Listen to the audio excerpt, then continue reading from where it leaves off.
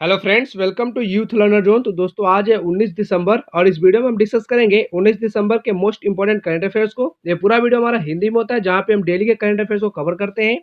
अगर आप इस वीडियो की पीडीएफ फाइल चाहते हैं तो आप हमारे टेलीग्राम और फेसबुक चैनल को ज्वाइन कर सकते हैं जिसका नाम है यूथ लर्नर जोन। चलिए आगे देखते हैं। और आगे सबसे पहले हमने कवर किया यहाँ पे दिसंबर के महत्वपूर्ण दिवस को, तो आइए जानते हैं उनके बारे में हम। तो विश्व एड्स दिवस मनाया गया 1 दिसंबर को। विश्व कंप्यूटर साक्षरता दिवस मनाया गया 2 दिसंबर को। अंतर्राष्ट्रीय दिव्यांग दिवस मनाया गया 3 दिसंबर को। भारतीय नौसेना दिवस मनाया गया 4 दिसंबर को। विश्व मृदा दिवस मनाया गया 5 दिसंबर को। आगे देखते हैं। आगे सशस्त्र सेना झंडा दिवस 7 दिसंबर को मनाया गया। अंतर्राष्ट्रीय नागरिक उड्डयन दिवस 7 दिसंबर को ही मनाया गया। मानवाधिकार दिवस 10 दिसंबर को मनाया गया। अंतर्राष्ट्रीय पर्वत दिवस 11 दिसंबर को मनाया गया। विश्व ऊर्जा संरक्षण दिवस 14 दिसंबर को मनाया गया। तो आगे देखते हैं अपना। आगे हमारा कल का अभ्यास प्रश्न। हमारा प्रश्न था, हाल ही में भारत ने किस देश के साथ संयुक्त सैन्य अभ्यास अल नगा तृतीय आयोजित किया है? तो इसका सही उत्तर है ओमान। ओमान के साथ अभी भारतीय सेना ने अल नगा तृतीय एक्सरसाइज किया है 2019 में। और ओमान की अगर बात की जाए तो ओमान की राजधानी है मस्कट, याद रखिए। एंड आई करेंसी है ओमानी रियाल, इसे भी आप याद रख सकते हैं। आगे देखते हैं इस एक्सरसाइज के बारे में हम। यहाँ पे देख सकते हैं आप, भारतीय सेना और ओमान की शाही सेना के बीच तीसरा संयुक्त सैन्य अभ्यास अल नगा 2019 ओमान के जबल अल अखजर ट्रेनिंग कैंप में 25 मार्च 2019 को समाप्त हुआ। तो अल नगा ये एक्सरसाइज किसके साथ करती है भारतीय सेना? तो ओमान की सेना के साथ करती है, याद रखिए। एंड इसका इस बार तीसरा संयुक्त सैन्य अभ्यास था ये ओमान, अगर अल नगा की बात की जाए तो। एंड इस संयुक्त सैन्य अभ्यास का उद्देश्य दोनों देशों की सेनाओं के बीच मैत्री संबंध स्थापित करना, संयुक्त ऑपरेशन परिचालित करने की क्षमता को बढ़ावा देना तथा कौशल एवं अनुभव का आदान प्रदान करना है। तो इसका उद्देश्य यही है, आप याद रख सकते हैं इसे। एंड अल नगा प्रथम का आयोजन जनवरी 2015 में ओमान के मस्कट में किया गया था। और अल नगा द्वितीय का आयोजन कहाँ पे हुआ था? तो हुआ था हिमाचल प्रदेश में। और तृतीय कहाँ पे हुआ है? तो फिर से कहाँ पे हुआ है? ये ओमान में हुआ है, इसे ध्यान दे सकते हैं। आगे देखते हैं।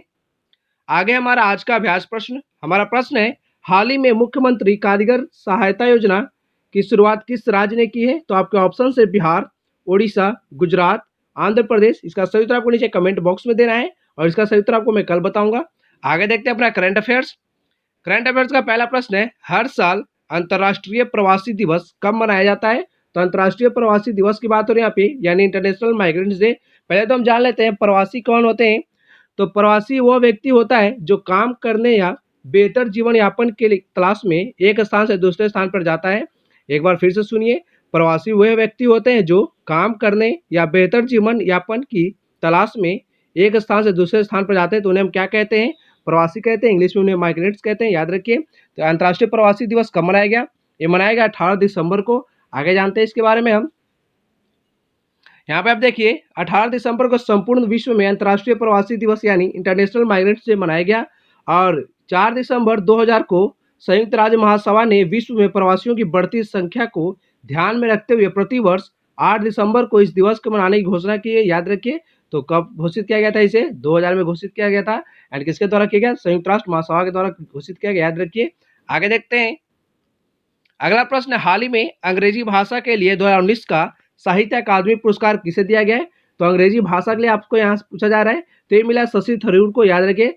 शशि थरूर जो कि कांग्रेस के एक राजनेता हैं और लोकसभा सांसद है तिरुवनंतपुरम से, याद रखिए। केरला की जो राजधानी है तिरुवनंतपुरम, वहाँ से सांसद है। एंड अगर यहीं पे बात की जाए तो हिंदी के लिए किन्हें मिला है? तो हिंदी के लिए साहित्य पुरस्कार मिला है नंद किशोर आचार्य को, याद रखिए। एंड प्रेरणा मधुसूदन को मिला है संस्कृत के लिए, इनका भी नाम आप याद रखिए। और जो साफे किदवई हैं, इन्हें मिला है उर्दू के लिए। तो इन चारों को आप याद रख सकते हैं।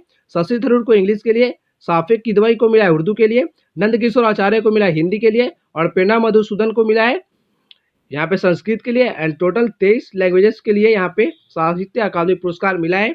आगे जानते हैं इसके बारे में हम। यहाँ पे देखिए, राजनेता और लेखक शशि थरूर और नाटककार नंद किशोर आचार्य समेत 23 लेखकों को इस वर्ष साहित्य अकादमी पुरस्कार के लिए चुना गया है। एंड 24 फरवरी को दिल्ली में इन सभी को ताम्रपत्र और 1 लाख रुपए नगद पुरस्कार दिए जाएंगे। तो कितना पुरस्कार मिलता है साहित्य अकादमी पुरस्कार में? तो यहाँ पे मिलता है एक ताम्रपत्र मिलता है और साथ ही में यहाँ पे 1 लाख रुपए दिए जाते हैं। एंड कांग्रेस नेता शशि थरूर को उनकी अंग्रेजी में लिखी पुस्तक एन एरा ऑफ डार्कनेस के लिए पुरस्कृत किया गया है। तो याद रखिए कौन सी पुस्तक के लिए इन्हें ये अवार्ड मिला शशि थरूर को? तो उनकी पुस्तक है एक an era of darkness. And Chand Nand Kishore Acharya को उनकी हिंदी कविता के लिए मिला है। उनका कविता का नाम क्या है? छिलते हुए अपने को, इसे भी ध्यान दे सकते हैं। एंड संस्कृत में मिला है पेन्ना मधुसूदन जी को, और उनका काव्य कौन सा है, प्रयागछुम है, यहाँ पे नाम उनका याद रखिए, प्रयागछुम, इसके लिए इन्हें मिला है संस्कृत में। और अगर उर्दू में साफे किदवई की बात की जाए तो उन्हें किस लिए मिला है, तो एक जीवनी है सबने ए सर सैयद एक बाजदीद, उसके लिए उन्हें पुरस्कार मिला गया है, याद रखिए, दिया गया है। आगे देखते हैं, आगे हमारा प्रश्न है, हाल ही में किसने दक्षिण एशियाई साहित्य में डीएससी पुरस्कार 2019 जीता है। तो दक्षिण एशियाई का साहित्य डीएससी पुरस्कार किसे मिला है अभी हाल ही में, तो इनका नाम है अमिताभ बागची, याद रखिए। इन्हें पुरस्कार कहाँ मिला है, तो नेपाल में दिया गया इन्हें पुरस्कार। यहाँ पे आप तस्वीर देख सकते हैं अमिताभ बागची जी की। आगे जानते हैं इसके बारे में हम। यहाँ देखिए, प्रसिद्ध लेखक अमिताभ बागची को दक्षिण एशियाई साहित्य के लिए 2019 के डीएससी पुरस्कार से सम्मानित किया गया है। एंड यह पुरस्कार उन्हें उनके उपन्यास half the night is gone हेतु दिया गया है। तो उनका कौन सा उपन्यास के लिए इन्हें पुरस्कार दिया गया है, तो उसका नाम है half the night is gone, याद रखिए। एंड इस उपन्यास में 3 पीढ़ियों की कहानी और मानव संबंधों के बयान किया गया है। यह पुरस्कार अमिताभ बागची को नेपाल के विदेश मंत्री प्रदीप गायवली ने दिया। एंड इस पुरस्कार के तहत $25,000 दिया जाता है। तो कितना यहाँ पे राशि मिलता है, $25,000 यहाँ दिया जाता है, याद रखिए। एंड डीएससी पुरस्कार के विजेता की घोषणा प्रत्येक साल चक्रीय आधार पर अलग अलग दक्षिण एशियाई देशों में दी जाती है। जो दक्षिण एशियाई देश है उसी में वहीं के व्यक्तियों को ये पुरस्कार दिया जाता है, याद रखिए। एंड जो जो दक्षिण एशियाई देश में, जो दक्षिण एशियाई के देश है वहीं पे पुरस्कार दिया जाता है, इसे ध्यान दीजिए। एंड यह इस पुरस्कार का 9वां साल था। आगे देखते हैं अगला प्रश्न। अगला प्रश्न है, हाल ही में किस राज्य के मुख्यमंत्री ने कहा कि उनके राज्य की 3 राजधानियां होंगी। तो यहाँ तस्वीर देख सकते हैं आप, जगन मोहन रेड्डी जी हैं एंड ये कहाँ के मुख्यमंत्री हैं, तो यह आंध्र प्रदेश के मुख्यमंत्री। तो इन्हीं के द्वारा कहा गया कि इनका जो आंध्र प्रदेश राज्य है जहाँ के मुख्यमंत्री हैं वहाँ के 3 राजधानियां बनाई जाएगी। आगे हम जानते हैं उसके बारे में। यहाँ पे आप देख सकते हैं, आंध्र प्रदेश के मुख्यमंत्री जगन मोहन रेड्डी ने विधानसभा में कहा कि आंध्र प्रदेश की 3 राजधानियां होंगी। एंड यह 3 राजधानियां अलग अलग काम करेगी। एग्जीक्यूटिव, जुडिशियल, लेजिस्लेटिव कैपिटल के तौर पर 3 अलग अलग शहरों को राजधानी बनाया जाएगा। और मुख्यमंत्री ने कहा कि मौजूदा जो राजधानी है अमरावती, उसे विधान संबंधी राजधानी बनाया जाएगा, यानी एग्जीक्यूटिव कैपिटल। जो विशाखापट्टनम है उसे कार्यकारी राजधानी बनाया जाएगा, यानी एग्जीक्यूटिव कैपिटल। और कुर्नूल जो है उसे न्यायपालिका राजधानी बनाया जाएगा, यानी जुडिशियल कैपिटल। तो इसे ध्यान दीजिए, अमरावती को बनाया जाएगा एग्जीक्यूटिव कैपिटल, विशाखापट्टनम को बनाया जाएगा एग्जीक्यूटिव, यहाँ पे कुर्नूल को बनाया जाएगा जुडिशियल कैपिटल, याद रखिए। एंड यहाँ जो ये है विशाखापट्टनम, इसे क्या बनाया जाएगा, लेजिस्लेटिव बनाया जाएगा, याद रखिए, इसे ध्यान दे सकते हैं। और अगर आंध्र प्रदेश की बात की जाए तो आंध्र प्रदेश के भी राज्यपाल हैं हरिचंदन, याद रखिए, उनका नाम क्या है, हरिचंदन भूषण उनका नाम है। एंड विश्वभूषण हरिचंदन नाम है, याद रखिए। आंध्र प्रदेश के जो गवर्नर है उनका नाम क्या है, विश्वभूषण हरिचंदन। और आंध्र प्रदेश में ही भारत का 18वां रेलवे जोन बना है, दक्षिण तटीय रेलवे जोन, याद रखिए। साउथ कोस्ट रेलवे जोन जो है वो भारत का 18वां रेलवे जोन बन गया है, जिसका मुख्यालय विशाखापट्टनम में। और आंध्र प्रदेश में ही भारत का 25वां हाईकोर्ट बना है अमरावती में, इसे भी ध्यान दीजिए। आगे देखते हैं, अगला प्रश्न है, हाल ही में भारत और किस देश की सेना के बीच संयुक्त युद्धाभ्यास सूर्य किरण का आयोजन किया गया। तो भारत और किस देश के बीच सूर्य किरण युद्धाभ्यास किया गया है, तो इसका सही उत्तर है नेपाल। नेपाल के साथ भारत करता है सूर्य किरण युद्धाभ्यास। अगर श्रीलंका की बात की जाए तो श्रीलंका के साथ करता है मित्र शक्ति। मालदीव की बात की जाए तो मालदीव के साथ करता है एक्वेरिन, याद रखिए। बांग्लादेश के साथ भारत कौन सी युद्धाभ्यास करती है, तो उसका नाम है संप्रीति, इसे ध्यान दे सकते हैं। और अगर यहाँ पे नेपाल की बात हो रही है तो नेपाल के भी प्रधानमंत्री कौन है, तो खड़का प्रसाद शर्मा ओली। यहाँ के जो प्रेसिडेंट है यानी राष्ट्रपति, उनका नाम क्या है, वो है विद्या देवी भंडारी, याद रखिए। नेपाल की राजधानी काठमांडू है। आगे हम देखेंगे नेपाल को मैप में भी। यहाँ पे हम पहले जान लेते हैं सूर्य किरण युद्धाभ्यास के बारे में। तो भारत नेपाल संयुक्त सैन्य युद्धाभ्यास सूर्य किरण के 14वें संस्करण का नेपाल के रूपन्देही जिले के सलीझांडी स्थित नेपाल आर्मी बैटल स्कूल में समापन हुआ। तो ये भारत और नेपाल के बीच में होता है युद्धाभ्यास, उसका नाम है क्या, सूर्य किरण। इसका ये 14वां संस्करण था और इस पर कहाँ हुआ, आयोजित नेपाल में हुआ, याद रखिए, नेपाल के रूपन्देही जिले में। एंड 14 दिन चले इस संयुक्त सेना युद्धाभ्यास में दोनों देशों के सैन्य टुकड़ियों ने पर्वतीय एवं जंगली क्षेत्रों में जवाबी कार्रवाई एवं आतंकवाद विरोधी सैन्य ऑपरेशनों का संयुक्त रूप से अभ्यास किया। एंड इस संयुक्त सैन्य युद्धाभ्यास के दौरान दोनों देशों की सेनाओं द्वारा आतंकवाद, जवाबी कार्रवाई एवं आतंकवाद विरोधी मानवीय सहायता एवं आपदा राहत विषयों पर महत्वपूर्ण व्याख्यान, प्रदर्शन और अभ्यास किया गया। तो इसे ध्यान दे सकते हैं। आगे देखते हैं, हमारा अगला प्रश्न है, हाल ही में किसने अंटार्कटिक आइस मैराथन को पूरा करने वाला अब तक के सबसे उम्रदराज व्यक्ति बन गए?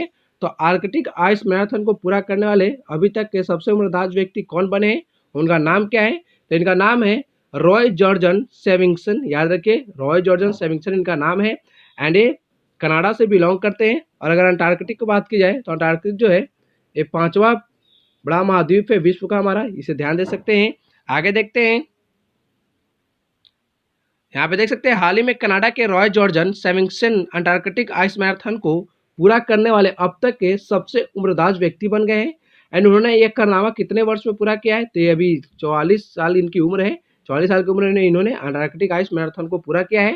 एंड उन्होंने ये दौड़ कितने समय पूरा किया? तो यहाँ पे इन्हें समय लगा 11 घंटा 41 मिनट और 58 सेकेंड। याद रखिए। आगे देखते हैं, आगे हमारा प्रश्न है, हाल ही में सरकार ने किन के लिए फ्यूचर स्किल्स प्राइम कार्यक्रम की घोषणा की है? तो ये हमारे सरकार के द्वारा किन के लिए स्टार्ट किया गया है? तो ये पेशेवर लोगों के लिए स्टार्ट किया गया। याद रखिए, प्रोफेशनल जो लोग होते हैं उनके लिए फ्यूचर स्किल्स प्राइम कार्यक्रम स्टार्ट किया गया है। आगे देखते हैं इसके बारे में हम।